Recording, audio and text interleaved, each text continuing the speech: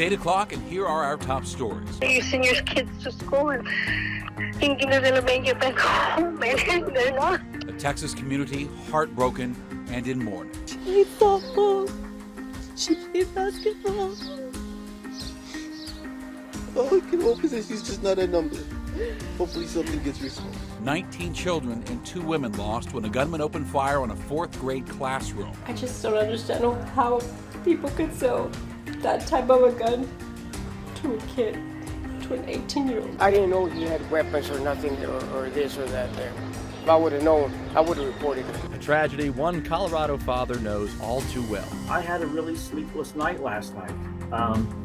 Thinking about what those parents are going through. Tonight, a look at the resources available to help us get through these heartbreaking times and begin to heal. It doesn't necessarily have to happen in your backyard. It can happen anywhere in this country, and it impacts us all. Good evening. Glad you're watching Denver 7 News on Local 3 tonight. I'm Shannon Ogden. I'm Daniel New. What should have been a fun day just before summer break turned into a nightmare when 19 children and 2 teachers were shot and killed at an elementary school in Uvalde, Texas on Tuesday. So instead of planning vacations, families tonight are planning funerals.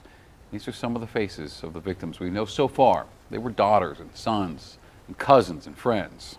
4th grade teacher Eva Mireles is remembered as an educator filled with compassion who went the extra mile for her students. Irma Garcia was a co-teacher in that same classroom and was getting ready to celebrate her 25th wedding anniversary with her husband. 10-year-old Xavier Lopez's mother had just attended his awards ceremony hours before the shooting, and that was tragically the last time that she saw him alive. Ileana Cruz Torres, cousins Annabelle Rodriguez and Jacqueline Jalen Cazares, Amarie Joe Garza, all also lost their lives. Amarie, in fact, just turned 10 2 weeks ago. Her father says tonight, "My little love is now flying high with the angels above. Please," he says, "don't take a second for granted. Hug your family. Tell them you love them." Now, this was all at Robb Elementary School in Uvalde, and we're learning more about how this tragic situation came to be. So tonight we're finding out that the 18-year-old gunman stormed inside a classroom there and then barricaded himself inside and opened fire on students and teachers. Authorities say he had just turned 18 on May 16th and days later bought 2 AR-15 style rifles. The carnage began when this gunman allegedly shot his own grandmother in the head. Now, she survived. Authorities say he then stole her truck from the home and then crashed it right outside Robb Elementary, got out of the truck wearing tactical gear, including a vest that could hold ammunition. He then shot a Uvalde school police officer who had responded. In the days leading up to the attack, authorities say that the gunman reportedly sent pictures and videos of guns to users on various social media platforms, and several users also say that the suspect had been abusing animals and showing videos of that to others on social media as well. Well, despite hundreds of mass shootings over the past 2.5 decades, very little has been done in Congress about gun regulations. And today, during a press conference with Texas Governor Greg Abbott, gubernatorial candidate Beto O'Rourke approached the stage and interrupted him. Take a look. Sit down. You're out of line and an embarrassment. Hey, sit down and don't play this stuff. Next shooting is right now, and you're doing nothing. No. He's scheduled to speak at the NRA convention this Friday in Houston, Texas, just days after these kids were slaughtered right here in Uvalde. He says this was unpredictable. It was totally predictable.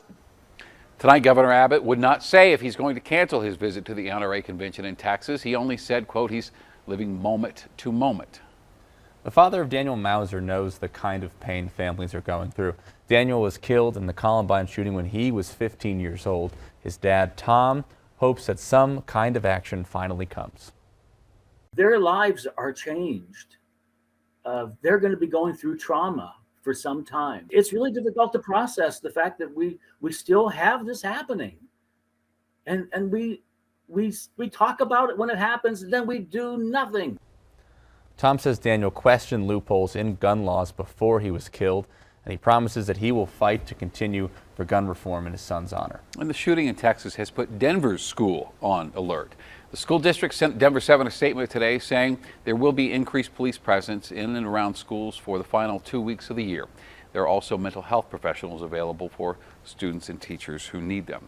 Now, events like Uvalde yesterday take a toll on all of us, including our children.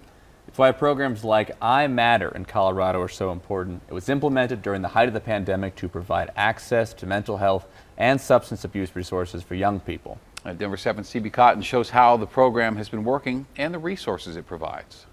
It's very important to get this message out. A message Officer Elizabeth McGregor has carried throughout her career. They need the resources. Children need resources and a place to go for help. Now, Aurora officers are letting youth know where they can go to get it. This is a free service that already exists. Why not elevate it? In the fall of last year, the state launched the I Matter program. It provides up to 6 free virtual counseling sessions for those 18 or younger. This week, the Aurora Police Department became the first agency to partner with the program. You know, we've held several different town hall events over the last 6 months in response to youth violence here in Aurora.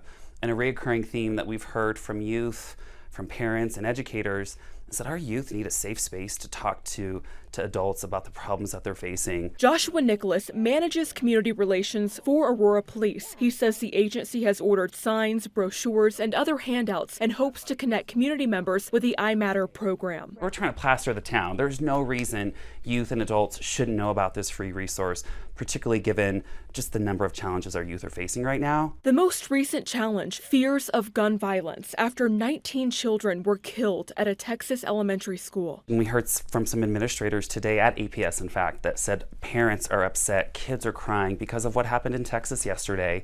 So it doesn't necessarily have to happen in your backyard. It can happen anywhere in this country, and it impacts us all. And those who help lead the I Matter program say they can provide immediate help. And we've had almost 8,000 completed appointments since October 27th when the program launched.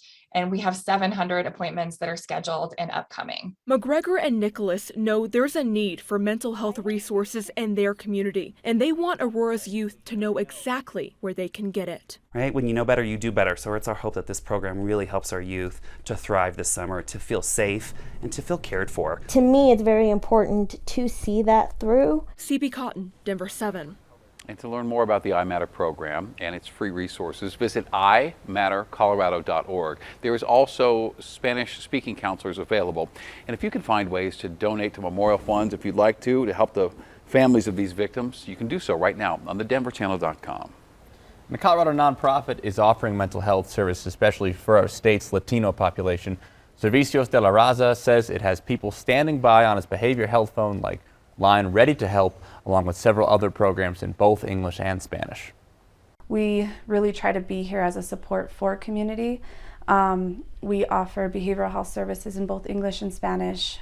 We have weekly peer support groups where people could come in and just process with our peer specialists in English and Spanish weekly.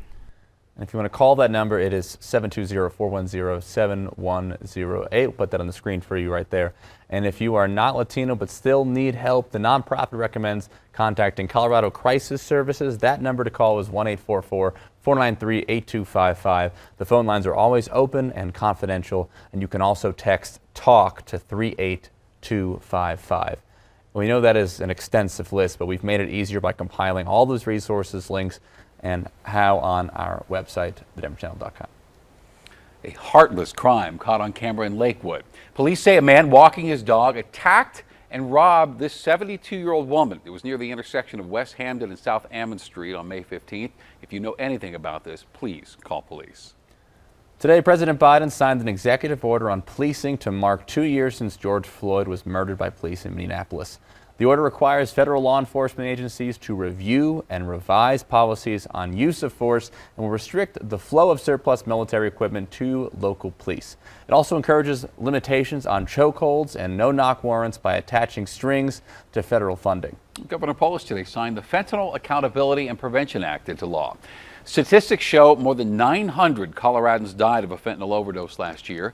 This new law makes possession of more than 1 gram a felony, and that is regardless of whether the fentanyl is pure or laced into another drug. And the law also raises the penalties for fentanyl dealers. Denver City Council is moving forward with a bill to address foreclosures brought on by homeowners associations. This comes in response to a bill passed at the state level after an ongoing situation in Green Valley Ranch. If you remember, that is where more than 50 homes were foreclosed on by the Green Valley Ranch Master Homeowners Association for late fees connected to things like weeds in the rocks, trash cans left at the curb, and basketball hoops in the street. The state's recently passed bill puts a $500 limit on fees and gives residents a payment plan option, as well as making HOAs give a notice of delinquency to homeowners. Denver City Council wants to add its own provisions to the law as well and require HOAs provide a written notice of owners' rights and resources at least 30 days before taking foreclosure action. HOAs would also have to keep record of such notices, including the time and date they were issued. Denver Council President Stacy Gilmore hopes that these changes will keep families in their homes. Home ownership is the primary contributor to building wealth and creating economic stability in our community. There has been a long history of barriers and discriminatory practices that have prevented more people of color from obtaining home ownership. For those families that achieve home ownership, the increasing cost of living in our city continues to threaten that stability. Denver City Council will discuss these updates at its meeting on June 6th.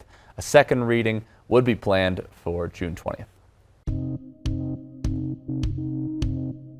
Nice temperatures out there today. You're going to really like what I have to show you for the 7-day forecast. Everyone out of the pool. Memorial Day is almost here, but several community pools are being forced to close. We've had to repurpose some of our staff to make sure we can get coverage out there. And can the Avs take care of business at home in Game 5 against the Blues? Let's see if they can close out the series and head to the conference finals coming up in Denver 7 Sports.